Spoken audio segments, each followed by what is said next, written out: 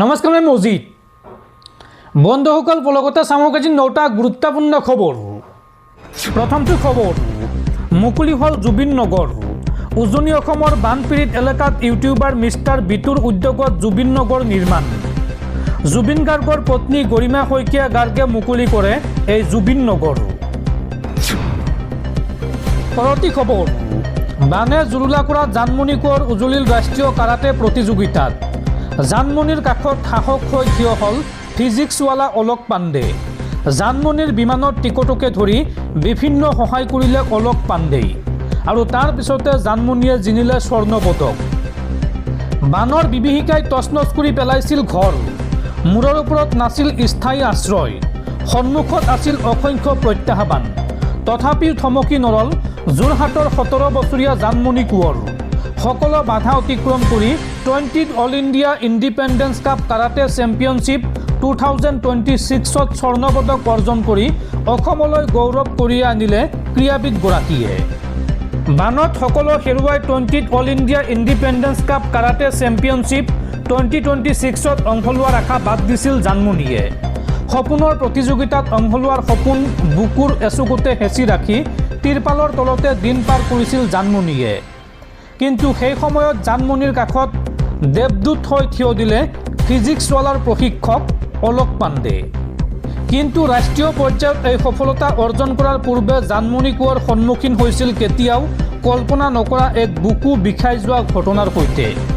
19 জুলাইত উজনি অসমত সৃষ্টি হোৱা জলপ্ৰলয়ত তছনছ হৈ পৰিছিল জানমণি কোঁৱৰৰ ঘৰখন। জানমণিৰ সংগ্ৰাম আৰু বেদনাৰ কথা জনাৰ পিছতে অলোক পাণ্ডেই ল'লে মহান পদক্ষেপ। পলকতে অসম কন্যা জানমণিৰ বাবে বিমান টিকটৰ ধন প্ৰদান কৰিলে অলোক পাণ্ডেই আৰু ফিজিক্সৱালাৰ প্ৰশিক্ষক অলোক পাণ্ডেৰ ধনেৰে দিল্লীৰ প্ৰতিযোগিতাথলীলৈ উৰা মাৰিলে জানমণিয়ে। এফালে যোৰহাটৰ শলমৰাৰ ঘৰ আৰু আনফালে প্ৰশিক্ষণস্থলী বুৰাই পেলাইছিল বাৰুণী পানীয়ে। কিন্তু প্ৰতিকূল পৰিস্থিতিয়েও জানমণিৰ লক্ষ্য আৰু আত্মবিশ্বাসত বাধা দিব নোৱাৰিলে। বানৰ মাজৰ পৰাই কঠোৰ পৰিশ্ৰম আৰু প্ৰশিক্ষণ অব্যাহত ৰাখি ৰাষ্ট্ৰীয় পৰ্যায়ত স্বৰ্ণ পদক অৰ্জন কৰিলে জানমণিয়ে আৰু স্বৰ্ণ দখলৰ পিছতে বিমানবন্দৰতে ফিজিক্সৱালাৰ প্ৰশিক্ষক অলোক পাণ্ডে আদৰণি জনায় ক্ৰীড়াবিদগৰাকীক। পৰৱৰ্তী খবৰ যেতিয়ালৈকে প্ৰধানমন্ত্ৰী হৈ আছোঁ তেতিয়ালৈকে পেলেষ্টাইনক ৰাষ্ট্ৰ হ'বলৈ নিদিওঁ। আমেৰিকাৰ ৰাষ্ট্ৰপতি ডনাল্ড ট্ৰাম্পৰ শান্তি চুক্তিক এইবাৰ প্ৰত্যাহ্বান জনালে ইজৰাইলৰ প্ৰধানমন্ত্ৰী বেঞ্জামিন নেতানিয়াহুৱে। যেতিয়ালৈকে প্ৰধানমন্ত্ৰী হৈ আছোঁ তেতিয়ালৈকে পেলেষ্টাইনক ৰাষ্ট্ৰ হ'বলৈ নিদিওঁ, এই মন্তব্য ইজৰাইলৰ প্ৰধানমন্ত্ৰী বেঞ্জামিন নেতানিয়াহুৰ। ট্ৰাম্পক সকিয়নি দিলে ইজৰাইলৰ প্ৰধানমন্ত্ৰী বেঞ্জামিন নেতানিয়াহুৱে। ট্ৰাম্পৰ গাজাৰ শান্তি চুক্তিত ব্যাঘাত জন্মালে ইজৰাইলৰ প্ৰধানমন্ত্ৰীয়ে। জীয়াই থকালৈকে গাজাত কেতিয়াও পেলেষ্টাইন ৰাষ্ট্ৰ নহয় বুলি হুংকাৰ বেঞ্জামিনৰ। গাজাত যুদ্ধ শেষ কৰিব লাগে বুলি কোৱা ট্ৰাম্পক ওলোটাই সকিয়নি নেতানিয়াহুৰ। 15 দিন পূৰ্বে ট্ৰাম্পে গাজাৰ শান্তি চুক্তিৰ বাবে তৈয়াৰ কৰিছিল ৰোডমেপ।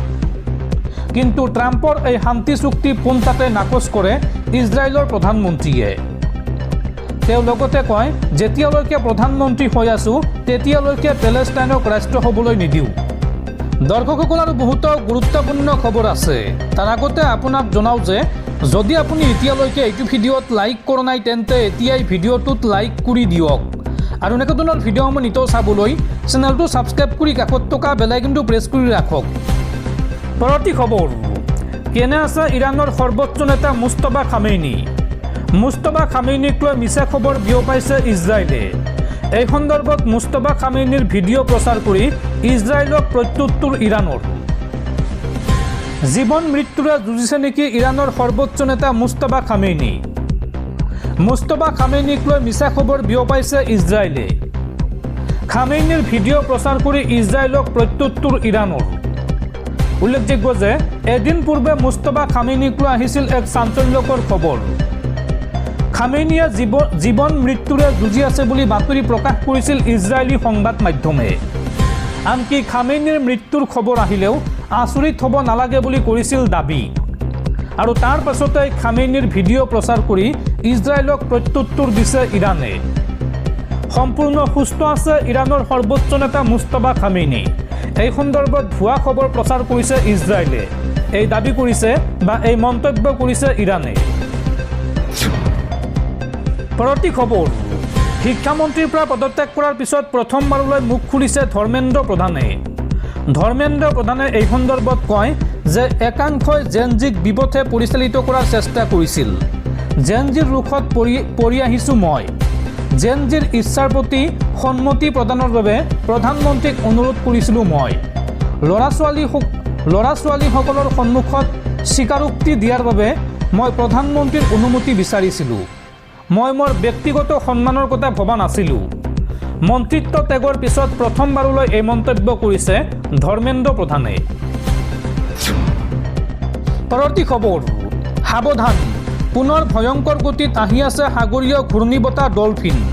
প্ৰতি ঘণ্টাত 162 কিলোমিটাৰ বেগত ভয়ংকৰ ৰূপত আহি আছে ঘূৰ্ণীবতাহ ডলফিন। সকলো স্কুল কলেজ বন্ধ ঘোষণা।